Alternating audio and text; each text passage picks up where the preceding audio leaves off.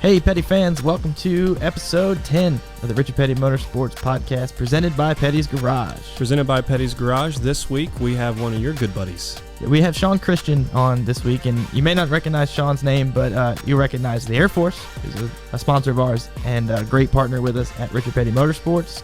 And Sean, for the last couple years on the Air Force side, had a really close relationship with our team and the partnership.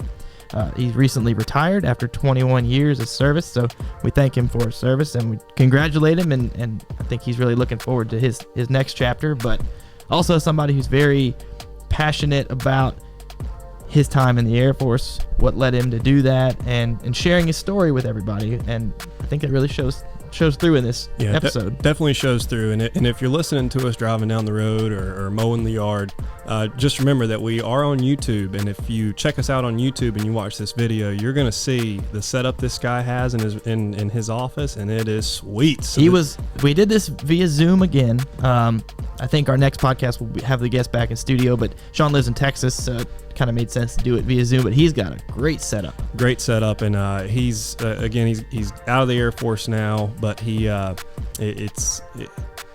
the future is extremely bright for him, especially again once you see his setup and you can tell the quality of his character, especially through this interview, and how passionate he is about things, and I think that, like I said, his future is really bright, and definitely somebody we're going to have on again. Yeah, obviously he's a natural leader, extremely intelligent, insightful, a lot of good advice for us just on the podcast side of things. So we're not going to go into too much more detail than that, but that's what you got to expect here coming up in just a few minutes.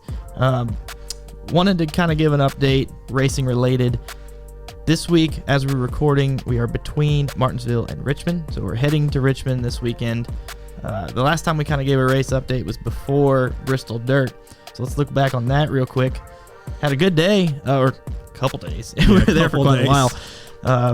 Dodged some potholes. We did. So it was, I think looking back at it, obviously we're going to do it again. It's already been announced, so we're going to just start preparing. Super stoked for that. Cannot wait to see it again. I think there was a lot learned, because when you look at, I think Friday, when we were practicing, it started off really cool. Everything's going well, but as the day went on and the track dried out and dust is getting kicked up. And cars are heavy. The visibility was really low, and we saw that in the race on Monday as well. So I think NASCAR and Bristol, I think everybody's already talked about it. They're going to have some things to figure out with. Track can't be too dry in the day because it kicks up so much dust you can't see. And if the track is too wet, look how fast those truck windshields got coated. Yep. I mean, that's no good. Hey, NASCAR, it needs to be a night race. But then do you have two Bristol night races? There's your dilemma. Because what's wrong with having two Bristol night races? Growing up, always loved Bristol night. That is one of the best. It's top 5 races of the year. Oh, for yeah. Sure. And I vividly remember Dale Earnhardt dumping Terry Labonte. Watching that on TV at night. For me, Bristol's a night race. I'm completely cool with during the day, but I mean, if you're going to do it during the day, especially if you're going to do it on dirt needs to be at night. We'll see what they go with. Yeah. I don't run NASCAR. Yeah. Probably good that we don't. Oh, yeah. Right? Oh, yeah. But I think overall success. Good weekend for us. Had Eric in the Tide and Food City ride, looking really good out there. He comes home with a 9th place finish. Great day for our team. Nice top 10 at the Bristol Dirt. And then I'm sure you all saw after the race, he had that white Tide fire suit. Put our friend's Tide at to the test, and came out pretty much good as new. Pretty much. Yep. And then we were in Martinsville over last weekend. Not quite as successful of a weekend for us. We started 16th, finished stage 1 18th, or kind of struggling with the setup a little bit, I think. I don't know for sure. I'm not the crew chief. I also want to remind everybody that the guy who tweets does not make adjustments to the car. So you can tell me all day long that I need to fix it, but I'm just on my phone. Let's be honest. And then stage 2, we gotten back up to 16th where we started, so we were moving in the right direction. Making progress, looking to really salvage a pretty decent day. And then some guys just, I don't know, there was a lot. I mean, we always talk about it's short track racing. Always talk about beating and banging, but it seemed like it seemed like there was a lot of dive bombing and door slamming. And the 17 and the 18 decided to do that right in front of us and turn sideways on the backstretch, and ended up with a couldn't quite get mechanical issue after that. I don't know exactly what the mechanical issue was. I know it was somewhere in the rear of the car. It wasn't engine related. Yeah. And I don't know if it was that incident or the spin earlier in the day from the 42 to the 2. I don't know, man. Martinsville was such a... Yeah. From what I heard in the Monday morning meetings that we had over here at Petty's Garage, which, Brian was there, and, Chris Hussey, who was a crew chief for however many years, was there. And Rebecca showed us the picture of the part that broke. And Chris Hussey said, in all my years of racing, I have never seen that part break. Ever. And so I thought that was a pretty interesting insight of just what type of luck you can have. It's at a race like that. Martinsville for us was just a bad luck day, not our day, and one that we're just going to regroup from and, put in the rear view, focus our attention to Richmond. Yep. And that's where we're heading this week. So got Richmond, then Talladega following that up. Always look forward to that. I'm jacked up for that, and especially for the scheme we're going to be running that weekend is going to be, it's sleek. Oh, it looks Cannot great. wait for everybody to see it. Yep. Should see that here pretty soon. So that's kind of where we're at right now. Episode 10 of the podcast, we've hit double digits. I think that's worth mentioning. It's exciting. Once again, my name is Bradley Sisson. If you don't know me, if you haven't seen me, I do the social digital content creation at RPM alongside with Chris Sullivan. Yep, I'm Chris Sullivan. I do I produce the podcast, do social media and all that for Petty's Garage, and whenever Bradley needs something for the race team, video or photo wise, that's all me. So if you see those cool pictures of the Petty's Garage ride, and we did the what was the first one? Armor All. Oh, yeah. Man. Yeah. You guys know the pictures we're talking about. Yeah. They we did those, turned out really well, made myself look good, thankfully. Whatever you guys think about that type of stuff, leave comments. Yeah. Remember, you can tweet us. Tweet us hashtag AskRPM. Tag us at RP Motorsports on Twitter.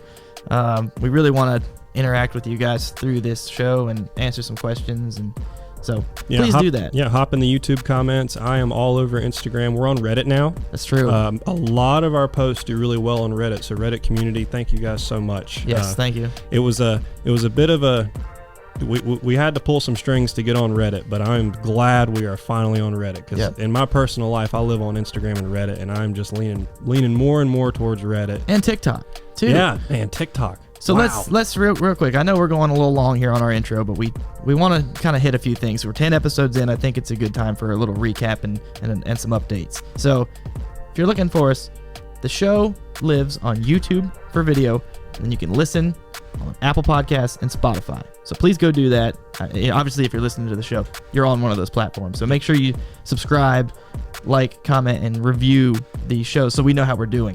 But on the social side of things, obviously, you've got your big three: Facebook, Richard Petty Motorsports; Instagram, at Richard Petty Motorsports; and Twitter is at RP Motorsports. And we've recently expanded into, we're doing a lot of stuff on LinkedIn, TikTok, and Reddit. So those are 3 new platforms that we've seen a lot of new fans. TikTok especially has been really great to see kind of a younger generation interacting and learning through it. So, if you're not following us on all those platforms and you're active on them, check us out and see what you think. And let us know what you think. I mean, we try to be as interactive as possible.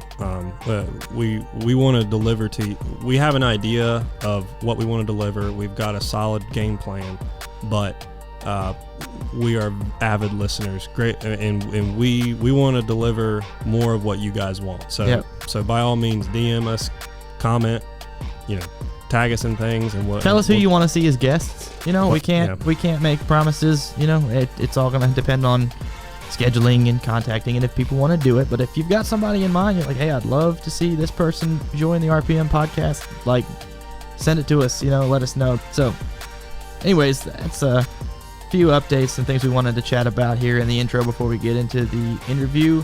Like I said, we've got Sean Christian, who's joining us today. Really great conversation. I think you're going to enjoy it. So here he is. Sean Christian. I live in New Braunfels, Texas, which is just north of San Antonio. However, I hail from a little town called Grandview, Texas, which is just south of Fort Worth, maybe about 45, maybe an hour from the racetrack there in North Texas. And currently I work for a commercial insurance broker where we work with businesses of all size and just help them with their commercial needs, and just kind of be a good teammate to providing great customer service and good insurance. Awesome. And maybe better to talk about what you did prior to that and kind of how we know each other. We've known each other for a few years now. I think we're become, close friends, and it's always good to hear from you, and miss seeing you at the racetrack. So what brought you to the racetrack, and talk about your time in the Air Force? Yeah, so I joined in 2000. I was a little punk kid. Had I not joined, I probably would have been face down in someone's backyard pool and just been acting crazy.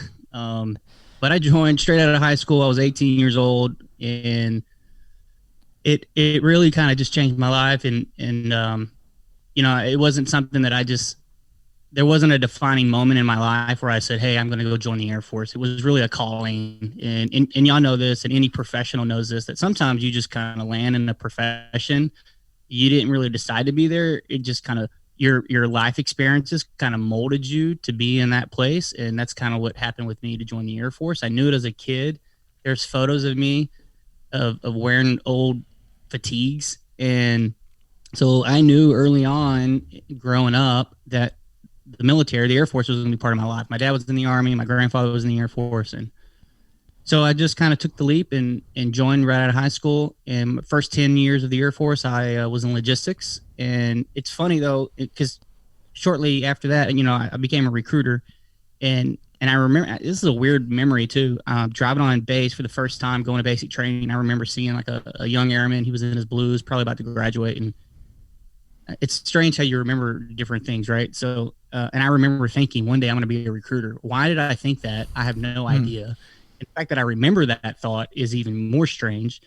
But 10 years after that, in 2011, I said, hey, I'm going to go be an Air Force recruiter, and did enlisted accessions recruiting at Longview, Texas, again, North Texas. And then I was the training and marketing non-commissioned officer at Patrick Air Force Base, the 333rd Recruiting Squadron out in Florida. Rough assignment. It was phenomenal. And then I got hired to come to headquarters marketing, national strategic marketing and advertising for the Air Force, where I was in charge of national partnerships across the command, not just for one solid area. So that was a mouthful. You said you started out in logistics. What were you doing when you were working in the logistics side of things? Yeah, so that's two-sided. We had the personal property side, and then we had the cargo movement side. So personal property, when any service member moves, whether they're civilian or they're a GI, the government contracts movers to come to the house, pack up all of our stuff, and then move it to our next duty assignment. So I worked for the office that brokered that deal, that kind of managed that contract with commercial carriers. Gotcha. And then cargo movement. So when I was deployed, we would work with convoys. We would load weapons, bombs. Everything that the Air Force used, if it needed to get from Germany to Iraq and it was on my base, it came through our office. It was a pretty awesome job, which took me all over Europe. So. Oh, cool. Very cool.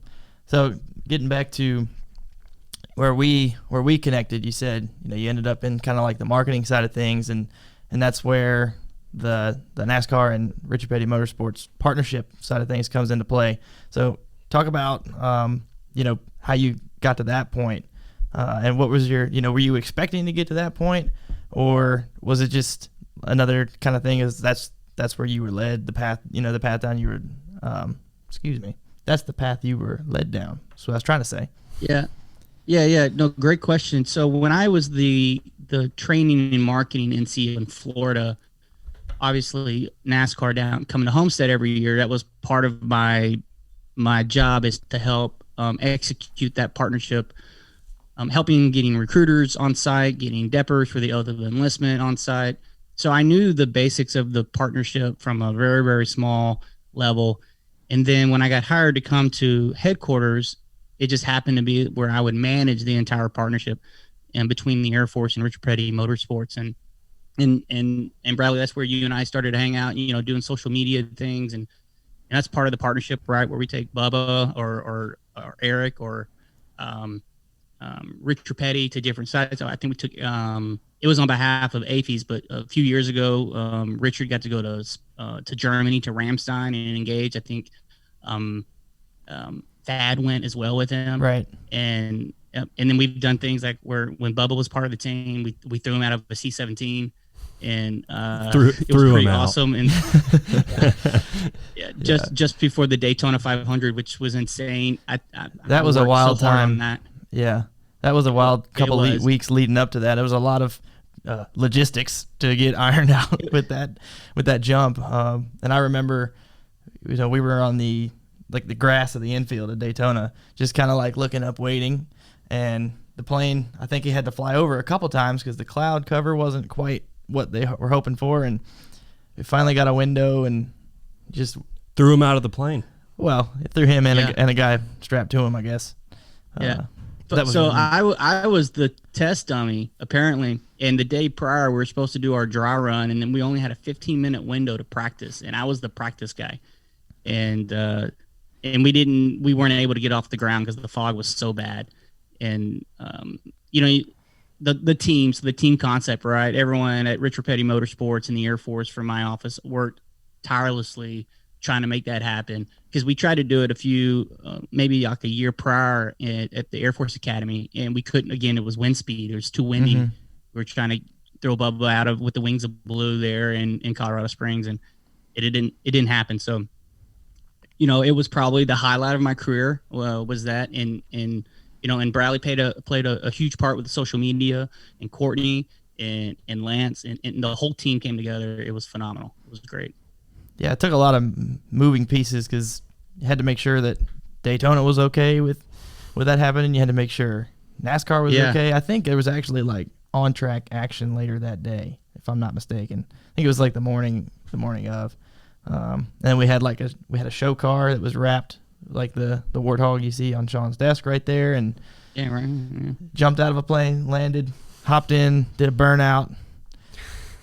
It was pretty cool. It was pretty cool. Yeah.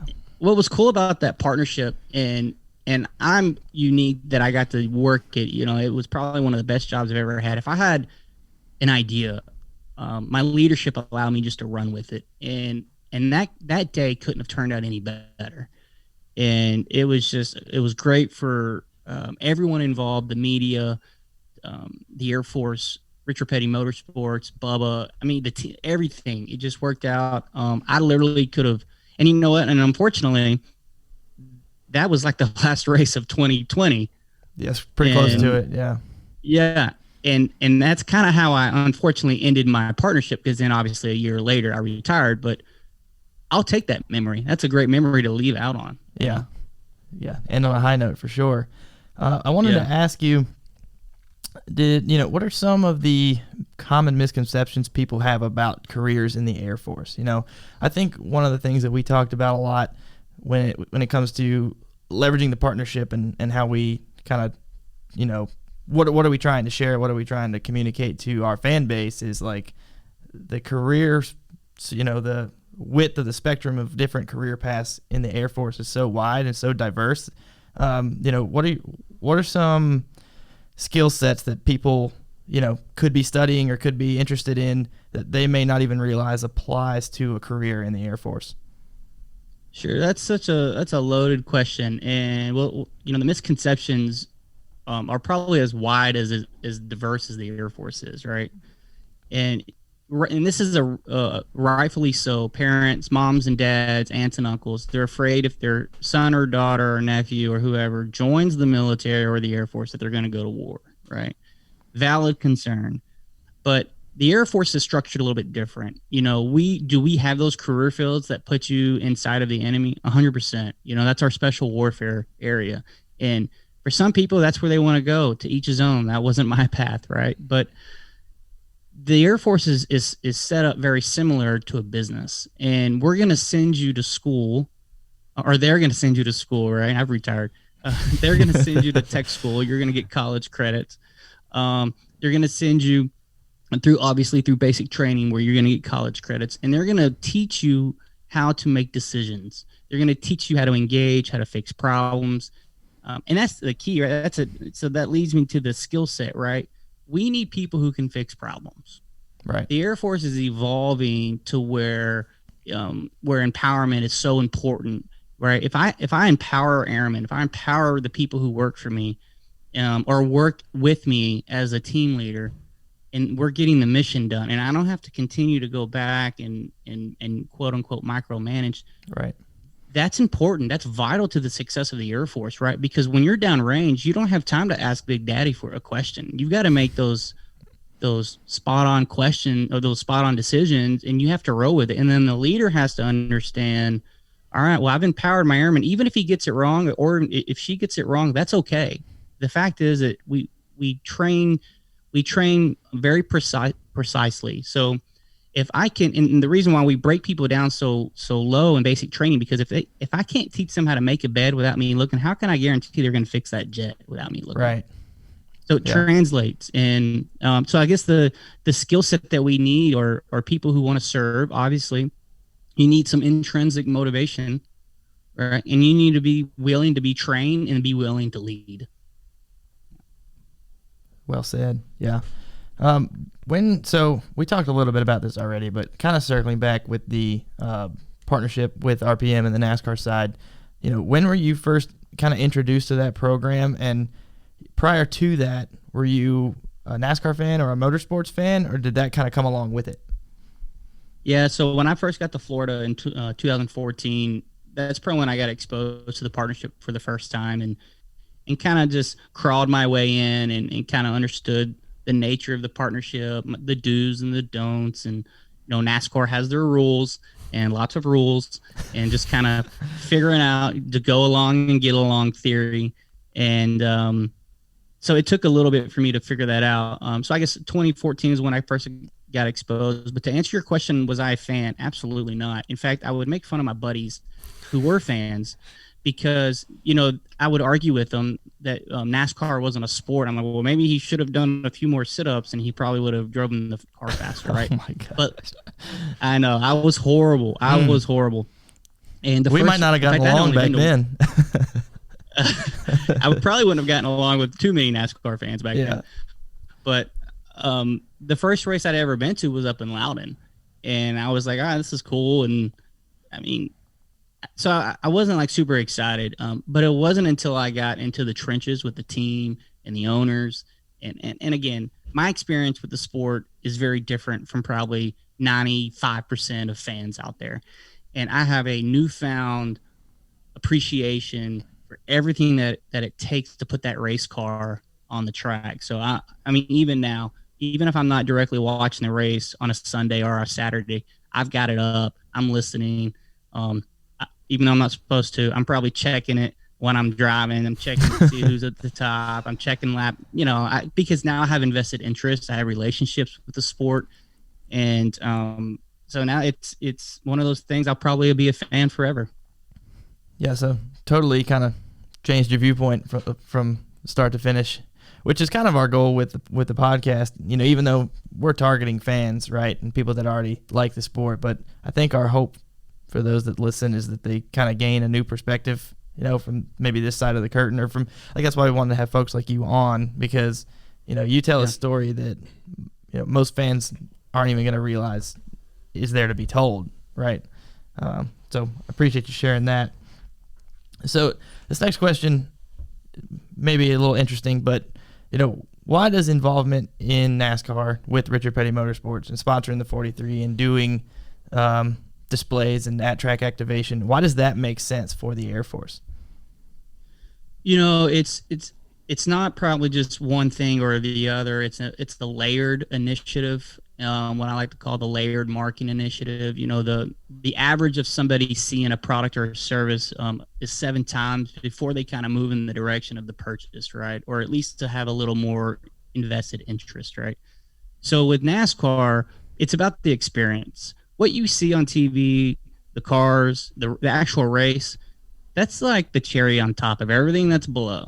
All right. There's so much so many other things that are going on. You know, you got the drivers meeting, you've got the activation, you've got the concerts, you've got um, the um, the pit box, you've got the garage, you've got the meet and greets, you've got the leadership of the track, you've got, if depending on the city we're in, you got the mayor, you've got, so there's so many things different that are going on, right? So if I'm a young kid, and then I haven't even gotten to the great part. Then you got the flyover, Right. Yeah. you know, you got the oath of enlistment, then you got the flyover. That's an iconic start of the race right there. The, you know, Thunderbirds or A-10s or F-16, F-22, F-35, whatever, flying over.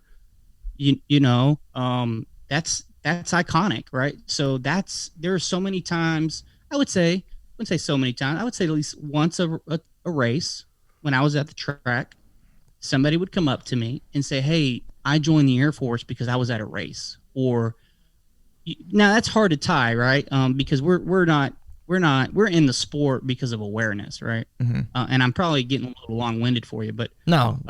It's a collected effort, right? So the reason that we're there is to build, to create a platform to communicate, to tell our story, just like this podcast, right? Yeah. And that's what separates brands, is the lack of the story. So we use NASCAR as the medium to tell that story. So you mentioned flyovers. What, in your opinion, would make for the best flyover ever? And has there been one, or is there do you have like a list of fantasy flyovers? Man, that's tough. So Charlotte 2018, we had a C-17. I guarantee they were below 1,000 feet, which they shouldn't have been, but I ain't telling nobody. I got it on video. What's that singer name? Sparks. Jordan Sparks? He was on. Jordan Sparks sang the national anthem, and I remember seeing him in the hauler that just before, and it was phenomenal. And so that one was pretty good. You can never go wrong with the Thunderbirds. But if I had to pick one, it would be that one, that 2018 C-17 over Charlotte. Okay. I wasn't there for that one, unfortunately. I started in 19. For me, I can't remember any in particular. I just know that if I can feel it in my chest, then it's good. That's what I want. I can remember. Well, that's every flyover, bro, because you got those F-16, F-35s coming through, and they just buzzing sometimes, past. Depending on where you're at, sometimes they use like World War II replicas or something, and it's just like, and those don't really do it for me. Yeah, those are the heritage flights. Those are cool because you got a display of history flying over the track, and those serve a different purpose. But I think I know what you're looking for, like when the Thunderbirds come over and then they get you with the dude on the back end and nobody's expecting it. Yes. And he just buzzes the crowd. Yes, because when I was a kid, I agree. When I was a kid at Martinsville, that's where I grew up, going to Martinsville and Richmond, and we would sit in 3 and 4, and so the flyover would come in behind us, right? So you didn't know when it was coming in because you couldn't see it. If the other 1 and 2, they could see it. But I just remember as a kid, like as the anthem's going on, like bracing myself as like a 6-7-year-old kid just waiting, and then it would hit that point, and then just, it was awesome. Yeah. Loved it. So yes, I have a dummy question. I'm the dummy of the podcast here. So how do they always time it so perfectly? Man, practice. So they have a spotter. There's sometimes a few spotters. You got a guy can sometimes be right beside the singer or in backstage, or you'll have a guy on the top of the roof of the track, and he's got his radio on, and the pilots can hear it. And typically, 2.5, depending on the singer. The singer will do a dry run, and then they'll record it. If it's 2 minutes, 30 seconds, plus or minus 2 or 3 seconds, but you've got that element, and then you got the skill element where some of these jets are so fast they just punch it, and they're going Mach 1, Mach 2. I mean, they can punch it, right? So you think it's a lot easier for them to make up 1 or 2 seconds. A little different when you have those heavies. That's a lot of metal moving through the air, right? So if they're behind, that's probably when you see if a heavy is behind, either he could have been behind a while ago, and it's just taking him some time to get caught up. So the fighter jets are a lot easier to get caught up, but they're just good. They're just, they do them all the time. They're phenomenal. That's a good question, though, Chris. I mean, I think a lot of people wonder that. Thank you. Thank you very much. Hey, and Chris, you're not a dummy. Oh, thanks. Thanks, man. I appreciate it. We mentioned earlier the jump that we did in Daytona beginning of last year. Through our partnership, no matter who the driver is, Eric Jones now, talk about some of the opportunities that our drivers and team members get to see, behind the curtain of the Air Force and vice versa. We think we do a good job of kind of, especially when things are kind of more normal. We're trying to get back there, right? But sure, I know Eric got to go visit another, and this is different from bringing the immersing each other into each other's spaces. But I think Eric got to go to one of our snowcross events, so he got to see a different fan base from snowcross, and just kind of be exposed to that in a different way.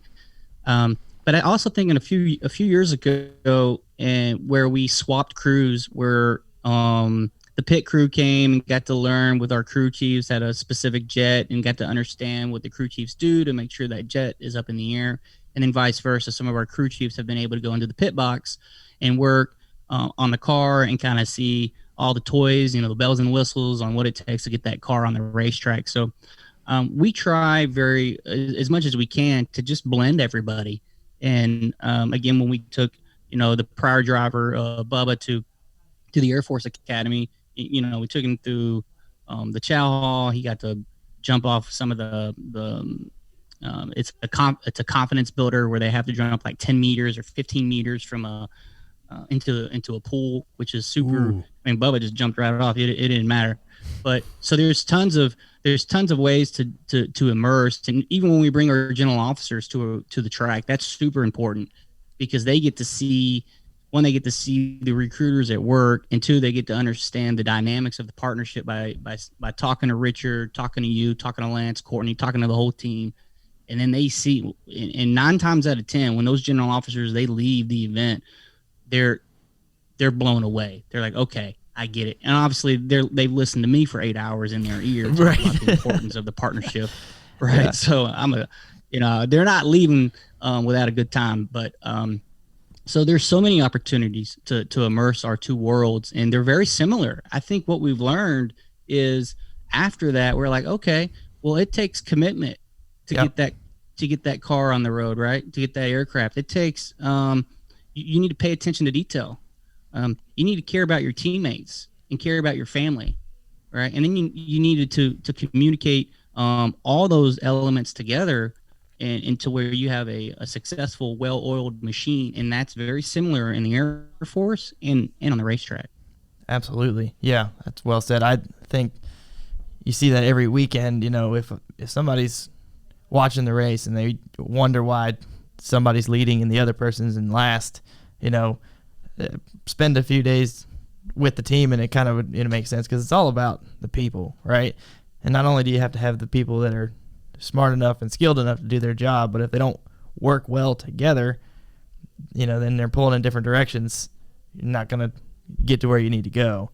And I think also, like you were saying, there's so much that it has to happen just for a race to happen. There's so many moving pieces and people and jobs that have responsibilities that if they don't do it, it doesn't all come together. And another thing too is like we've seen the last couple races, if it rains or if the weather's bad or if something happens, you just gotta wait it out and stick to the plan. And if you end up there for 1, 2, 3 extra days, that's just how it is. And it's just different than like a normal profession, I feel like. There's a common joke in the Air Force. The Air Force rules air power or superiority to air power unless lightning is with 5. We're only as strong as how close the lightning strike is. Yep. Right. So from your perspective, before COVID kind of shut us down, although I think we're getting closer to where we need to be. I don't know if you saw, but there's talks of some more sponsor and team owner related people going to be allowed in the garage starting as early as Darlington in May, which is exciting and definitely the direction we need to head in. But from your perspective, what does a typical race day look like normally, and like what's your, what do you look forward to the most during a race day? Well, you can guarantee once race day is there, all the preparations are done. The routes have been walked, the checkpoints have been checked. Everything's done. The meet and greets are set up. So just to back up real quick, you're saying when the routes and the checkpoints, that you're saying like you and your team have already figured out how to go from the Air Force display outside the track to the garage to the motorhome lot and kind of have that navigation down pat. Absolutely. And I've already worked with the sheriff's department, so there's a ton of stuff that's already taken place after the fact, prior to the event. Race day is phenomenal. We're up early. We get the police escort. We get to the track, and that's when we get to showcase our partnership. All the hard work that we've all done as a team, and with the generals, the meet and greets with Richard and Eric, or the track owners, the oath of enlistment. That's the exciting part, right? Is race day. That's like the party. All the planning's over. When you hear those cars rev up for the first time and they make that first lap, it gets exciting, and it's just it's a great experience I look forward to, and I'm not gonna lie, by the time I get back to the hotel that day, I'm like beat. I'm like, why do I do this? And then the next morning I'm like, all right, let's get to the next one. It's a lot of work. Yeah. But race day is just phenomenal. And I would encourage anyone that's listening to this, if you've just gone to the race and sat in the stands, you're missing out, man. You need to find a way to get into the pits. You need to find a way to get that full experience once in your lifetime, and you won't regret it. I promise. All right, today the Richard Petty Motorsports podcast is again presented by Petty's Garage.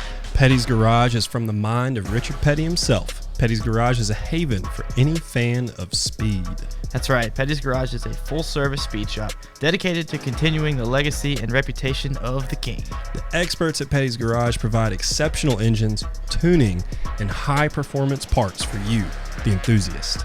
Famous for the high-quality service and craftsmanship, Petty's Garage embodies Richard Petty's passion for being the best. The best. Whether you're adding on to a current project, upgrading your ride completely, or just need our tuning department to squeeze out that last little bit of power from your engine, you can trust Petty's Garage to give your car performance that the King would be proud of. That's right, Petty's Garage has you covered, so visit them online right now at pettys-garage.com.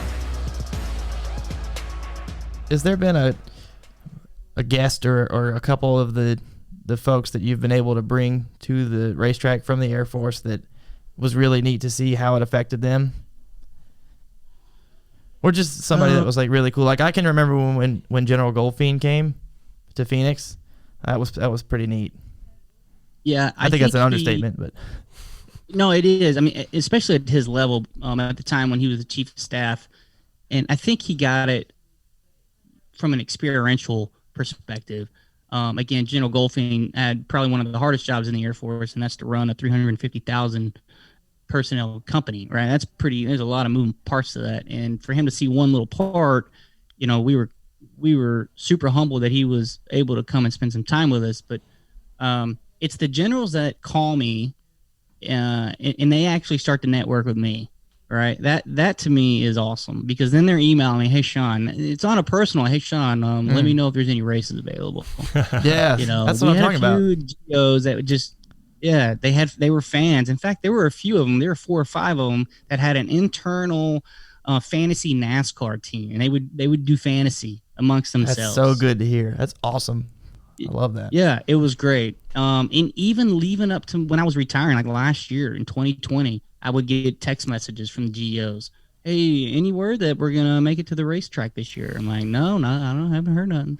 But, yeah, it was just funny to see that, how some of the general officers just really loved being around the airmen. They loved being around the partnership. And, of course, they just turned into NASCAR fans. It's always fun to watch, like, everybody on our team is very easy to talk to and open. And, it's just always good to see, like, when you bring a general and their family and they come into the hauler, and they're just asking the shot guy questions, or they're asking the crew chief, hey, how do you guys do this? And I know that for our guys, they always like enjoy, getting to talk a little bit, or interact with them. And I really miss that. I think, I really want to get back to that soon, because those connections are made for life. It's not something you come in and do for a day and say, oh, that's cool, and then you forget about it. Like you were saying, you become personally invested, I think, in not just the team, but in the sport as a whole when you see it from that view.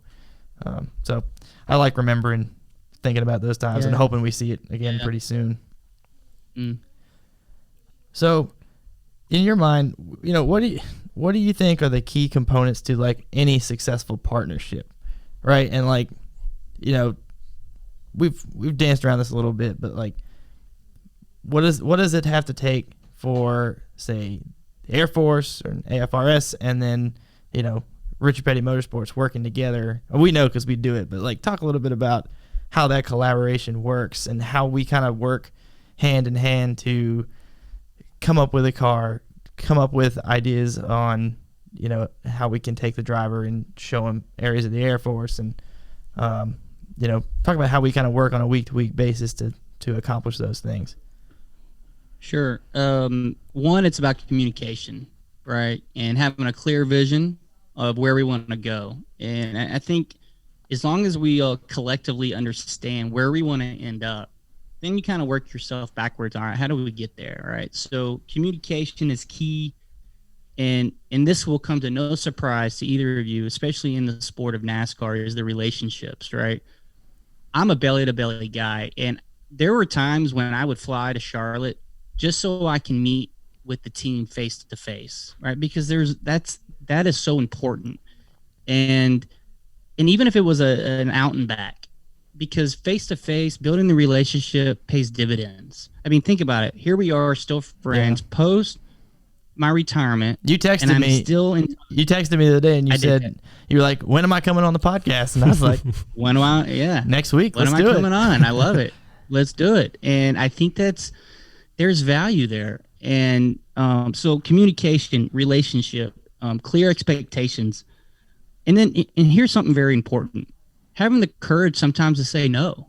Mm-hmm. Having the courage to say, hey, that's not a good idea, bro. I love you, man, but that's not even realistic. Like when the idea came up about trying to, get the driver thrown out of a C-17 over the Daytona 500, and that was like 2 weeks away, I thought you guys were crazy. And somebody said I couldn't do it. And that's all it takes sometimes to say, Sean, I don't think you can do it. Well, hold my beer. I'll be right. And before you know it, we've got a C-17. I mean, it was crazy. I had the lawyers of the track and the lawyers of the Air Force. I mean, there were so many moving parts. But we all saw a vision, and we executed the vision. So I don't care if it's the Air Force or RPM. If your team dynamics in any business lacks communication, your team will fall apart. Relationships in general. Yeah. Even with significant others, it's just communication is the number one thing. That's it. And I don't care if it's bad news.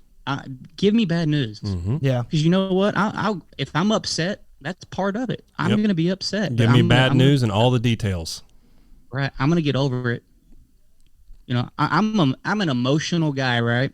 So you either tell me now where it's a little uncomfortable, or later, and the world's going to fall apart. Right. You didn't tell me 6 months ago. Yep.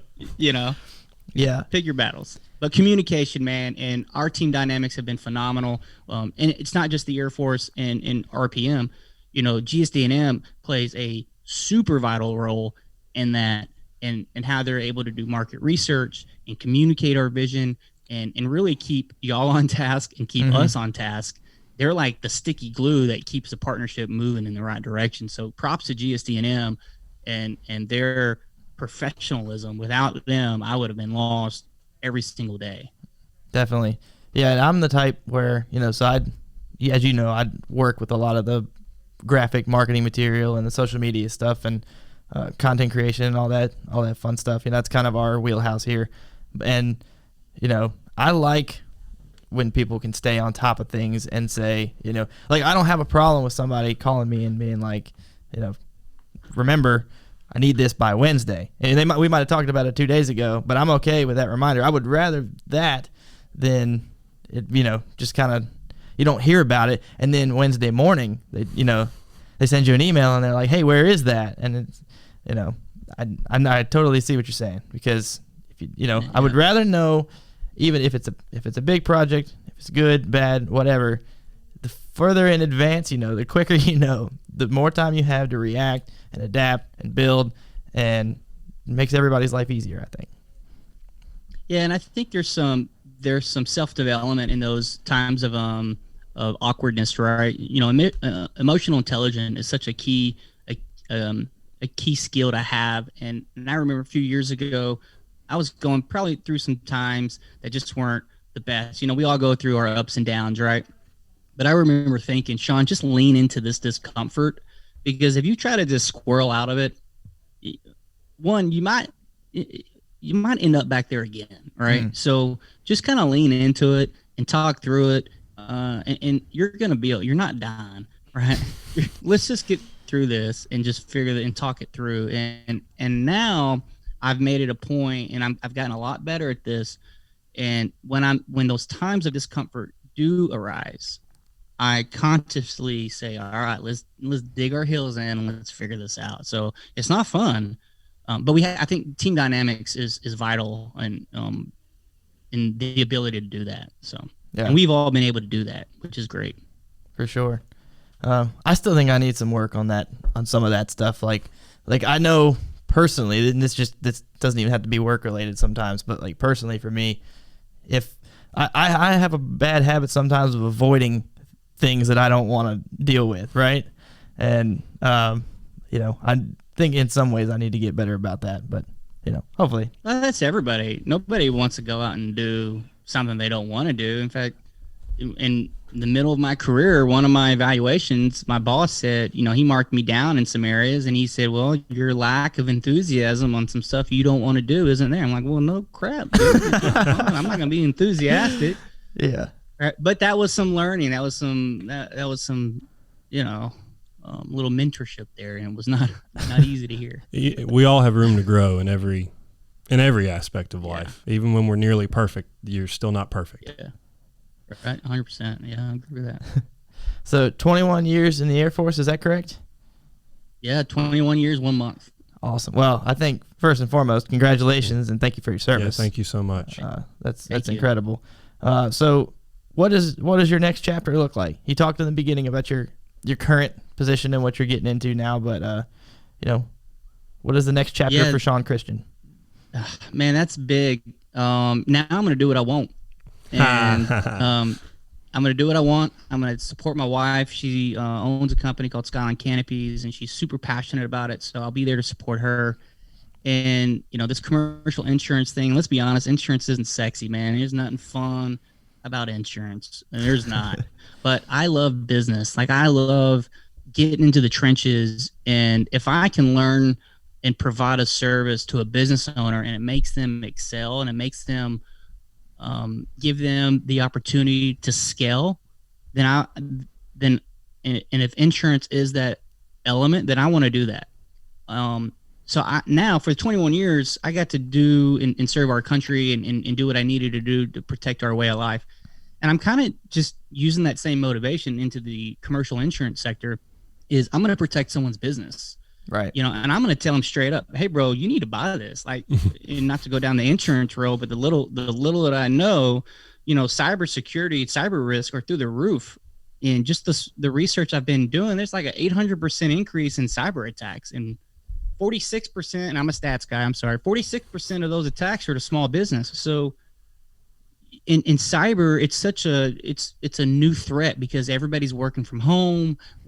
Our tools like our Zoom and Microsoft Teams, you know, we've gotten further away, but yet we've gotten closer through technology, which exposes a massive risk. So that's kind of, you know, and that's through legal insurance. That's through the company I'll be working for. And I'm super excited about that. Obviously podcasting, big passion of mine. And I'm doing 3 different podcast shows.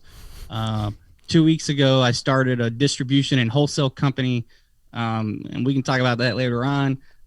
But I'm doing what I've always wanted to do, and that's business development and get in. And now I get to hang out with my wife, and we can travel the world together. And we go to networking groups together, and it's all, I mean, we're a team, so it's great. That's awesome, man. Yeah, shout out to my wife.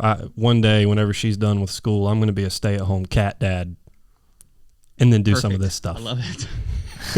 you can build a shelf in the laundry room. I just did that last week. Did you? I did. I put a shelf in the laundry room. Man. Yeah.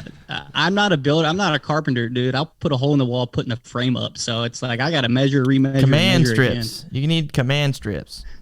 Command strip can't hold the weight of a big laundry detergent bottle, but I did make it too low. I'm not talking about shelving. I'm just saying. I'm saying if you're hanging a picture or something. I thought we were talking about shelving. Sorry. I've got a lot of things I want to hang in here. So what are they called? Command strips. You can get them. I'm gonna look them up. You can get them to where it's basically it's like Velcro. One will stick to the wall, and you put the other on your picture as long as it's not super heavy. And then they kind of just like snap into place. And then when you want to move it, that's the beauty of it. When you want to move it, like you just pull down on the tab and it pretty much comes off and doesn't take any paint with it if you do it right. Yeah, you got to do it right though, or you rip the drywall. Yeah. Well, perfect. I'll put them over all the nail holes that I have up there, because there's a few. It's a dual purpose. It'll hang your stuff, and it'll cover up your nail holes too. So you just saved my life.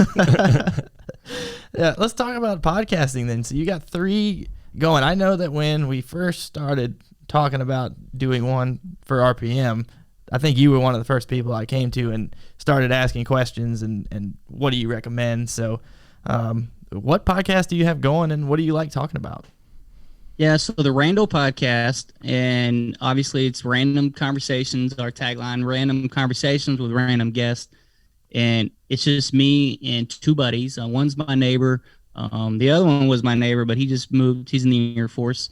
And we just kind of come together and talk about whatever. It's really, we wing it straight from the hip. This last episode, which we released the other day, we talked about, why there's so many jobs available, but yet unemployment is still high, right? We were talking about the cognitive decision to go out and work.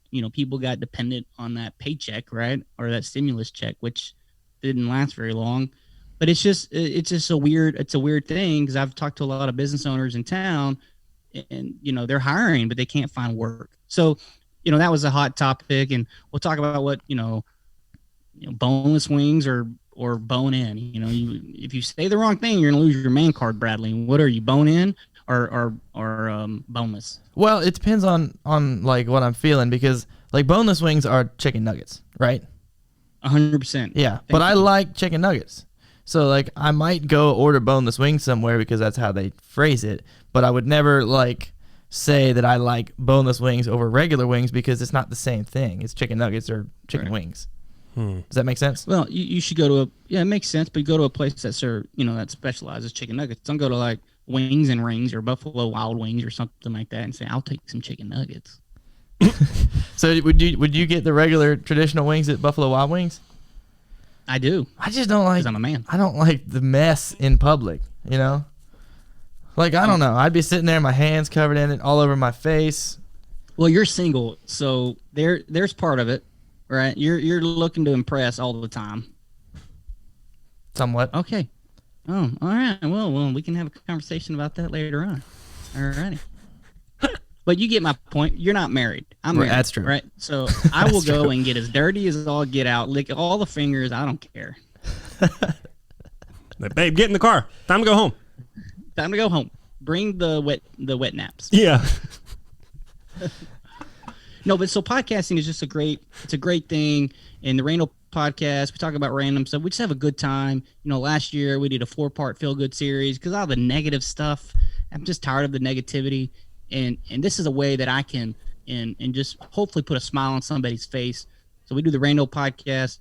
Obviously, my commercial insurance gig, the legal insurance podcast. We just started it. We just did our 2nd episode. It's not even out yet.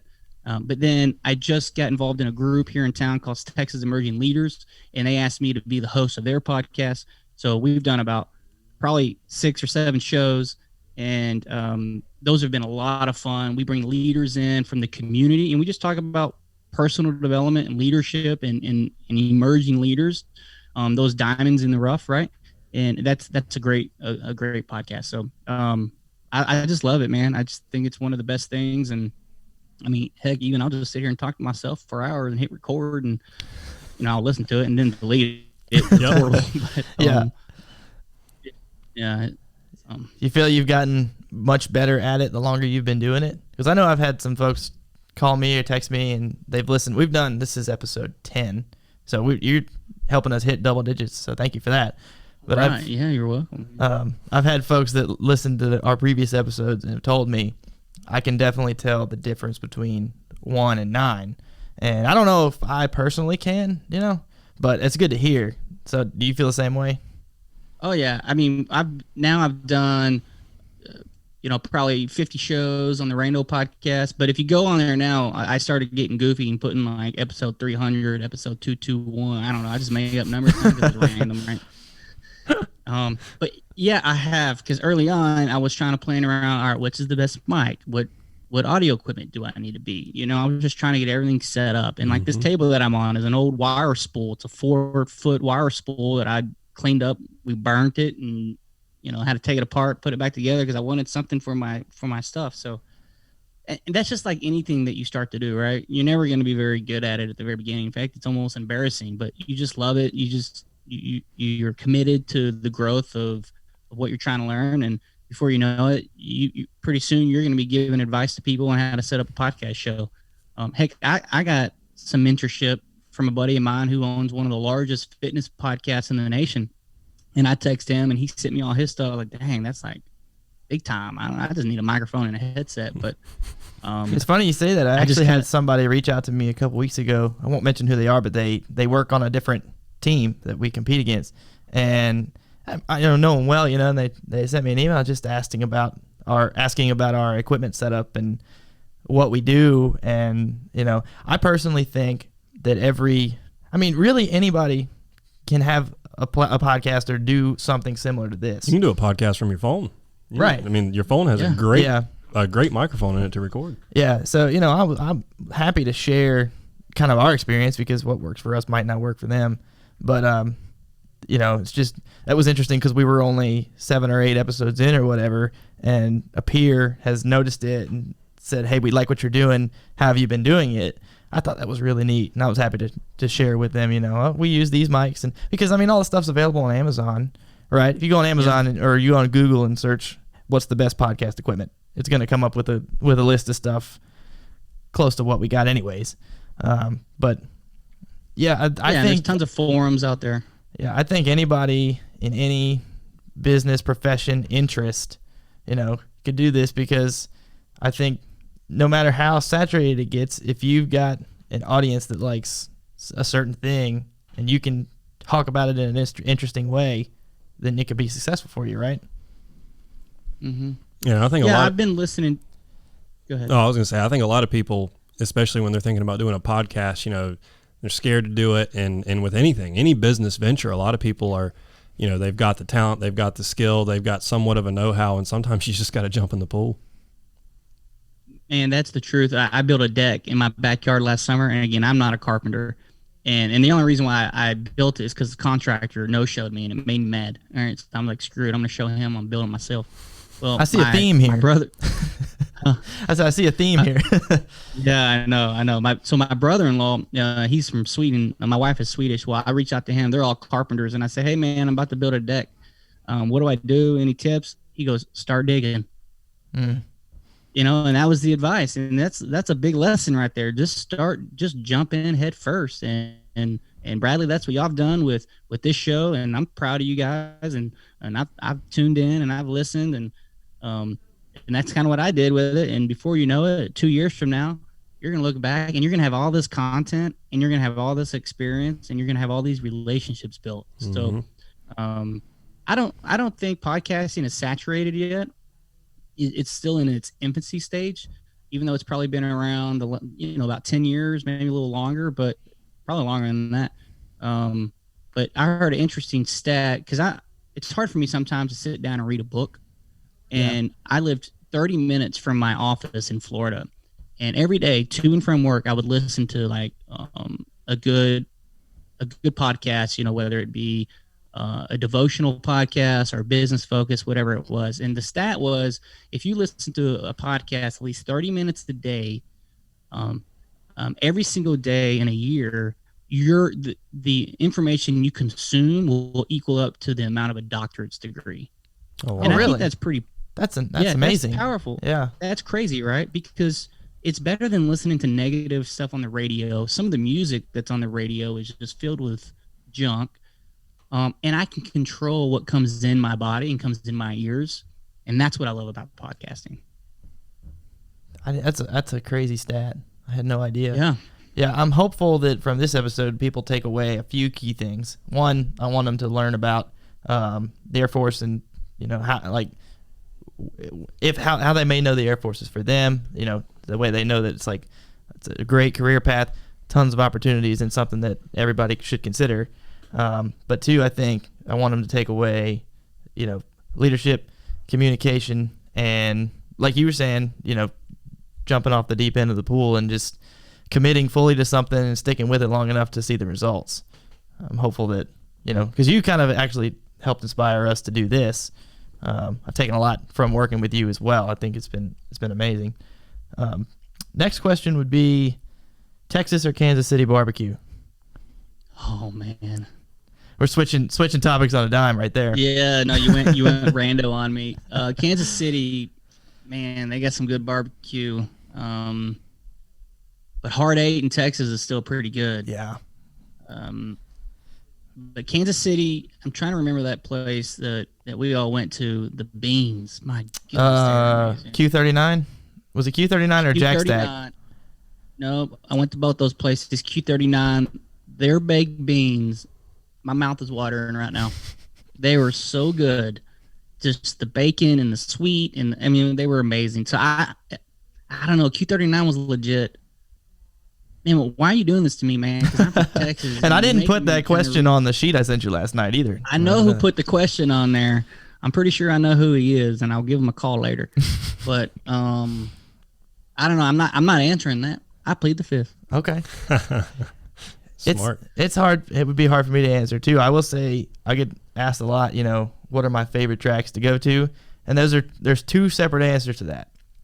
My favorite tracks from a racing perspective would be the short tracks and maybe the super speedways, road course or two, like everybody else. I love Martinsville, love going to Daytona, I love Bristol, Richmond. But my favorite places to travel would be Texas and Kansas because barbecue, right? The barbecue. Because then there's multiple places in each one. So it's like when we would go for a weekend, we would have it set up in our mind and we'd know that we were going to meet you for it, right? And we'd already know. We're coming into Kansas. Okay, Friday night we're doing Q39. Saturday we're doing Jack Stack. It's like we would always look forward to that because it's good. It's good stuff. Yeah, I almost died last time in Kansas City going on Jack Stack because I was driving one of them scooters and I made a wrong turn. I think I ended up on the highway. And what kind of scooter? Was not fun. Like the bird scooters? The bird scooters. And I was just. Yeah, it was crazy. It was the best barbecue I'd ever had. And I think I Ubered back because I wasn't about to do that at night. It was crazy. The things that I remember. Well, as we're kind of coming right up here on our hour, we'll close out. Well, we don't have to close out. We can talk forever. But I did want to ask, because Chris and I have talked about this a lot, what kind of questions, are there any questions that you wish people asked you more? Man, I got a great answer for that if somebody would just bring it up and ask me. I would say I love talking about the things that I'm passionate about, right? And that is what the Air Force has done for me. Instead of saying, I got some weird questions and, and sometimes people just don't know. But I think the question that I enjoyed to answer was, why did you join the Air Force? And if they were willing to receive it, I get passionate about it. And that's what I loved about recruiting, because I could tell the story. I could tell it was my story, and everyone has their story and it's unique and it's special. And you know what? There's people who come in the Air Force, they do 4 years, they do 6 years, they do 20 years, whatever they do, to each his own. I met a U2 pilot over the weekend who only did 13 years, right? To each his own.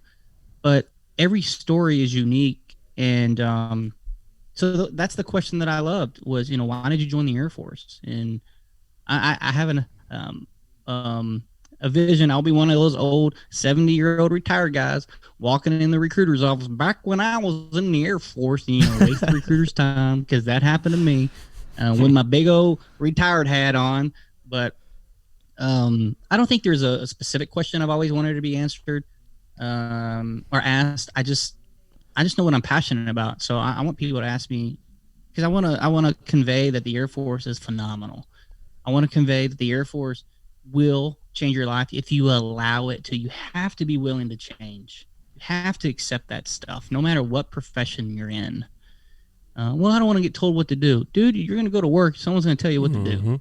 Right. I'm sorry. Yeah. It's just the nature of a job. Yeah. But the Air Force changed my life. It'll be forever in my debt. And it allowed to set up opportunities for my family. And I was able to continue the legacy of my grandfather. And that's super, super special to me. So, I think I just love being passionate, talking about things that I'm passionate about. Awesome. That's awesome. I think that's a good place to kind of wrap up and table till the next time we can sit down in person and have another podcast, because it's really great to see you and talk with you via Zoom, but it would be much better to have you across the table from us and do this face to face. So we're gonna have to make note of that. I'm sure you're gonna have to come back to North Carolina at some point and see us. Well, you're stuck. I look for ways to stay in the sport, and whether it's just being a fan or just stay in touch with the people that I know that work in the sport. And I just want to say thank you so much for taking the time to allow me to come on here and talk about my experiences. And I will forever miss the relation. Not that we're losing the relationship, but those times and the holler of hanging out, those are super special to me. And know that, and know that I worked my butt off every single day to make sure that the partnership was successful. And I think it was. And I'm humbled that they picked me to run it. And I'm humbled to know you and Lance and Courtney and Alan and Brian and Richard and Eric and everyone at the team. So thank you so much for always providing me the opportunity. Well, likewise, I feel the same. And thank you for your time today. This was a great conversation. I think people are really going to enjoy hearing your perspective and learning more, and can't wait for them to hear it. So thanks again. This was awesome, and we'll have to do it again sometime. Absolutely. Thank you for the time. All right, so that was the conversation we had with our buddy Sean Christian. Really enjoyed it. I can't thank him enough for his time coming on board and talking with us. Been wanting to get him on for a while. He was one of the first guys that we had talked to about the podcast platform with his experience on it and his knowledge, and he's helped us out a lot, provided a lot of insight and suggestions that have been great. So hope you enjoyed hearing from him, hearing about his time in the Air Force, his passion for the Air Force, and how he got, how he joined the Air Force and why it made sense for him, and then about the Air Force RPM partnership in NASCAR and why it makes sense and what it takes to make all that work. So hope you guys learned something. Please remember to subscribe to our YouTube channel.